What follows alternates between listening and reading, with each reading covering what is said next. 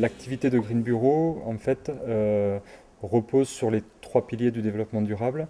Donc, d'une part, on est sur une prestation de service au niveau économique qui répond aux besoins des entreprises, des administrations et des collectivités en ce qui concerne le tri sélectif. Donc, on va au sein de ces structures pour collecter essentiellement du papier, mais également du carton, du matériel informatique, des bouteilles, des palettes, du plastique, etc. Tous les déchets valorisables qu'ils peuvent avoir. D'un point de vue environnemental, tous ces déchets sont ensuite acheminés sur des filières de valorisation, de recyclage. Et d'un point de vue social, Green Bureau a une double casquette avec d'une part donc un statut juridique en SCOP, en société coopérative, et d'autre part un agrément entreprise d'insertion avec l'État, partant du principe donc, que le tri sélectif permettait de créer 4 fois plus d'emplois que l'incinération ou la mise en décharge. Ces emplois pas ou peu qualifiés peuvent être pourvus par des personnes qui ont des difficultés d'accès à l'emploi pour pouvoir justement accéder à un emploi pérenne.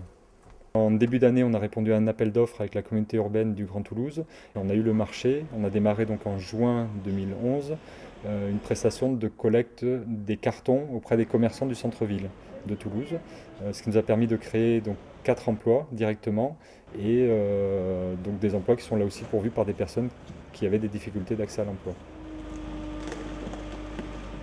On a une double casquette, une mission économique qui est vis-à-vis des clients, donc la prestation de service, mais une mission à travers cette prestation de service, une mission d'insertion socio-professionnelle des salariés qui sont embauchés chez nous. Au niveau des contrats de travail, toutes les personnes sont salariées, hein, il n'y a pas de salariés en insertion et les autres salariés, on a que des salariés de droit commun.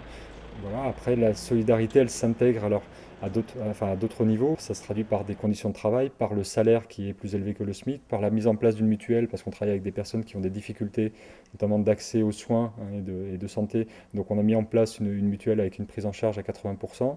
On a un 13e mois, on a mis en place un 13e mois. On a donc la règle hein, de répartition des bénéfices qui est propre au SCOP.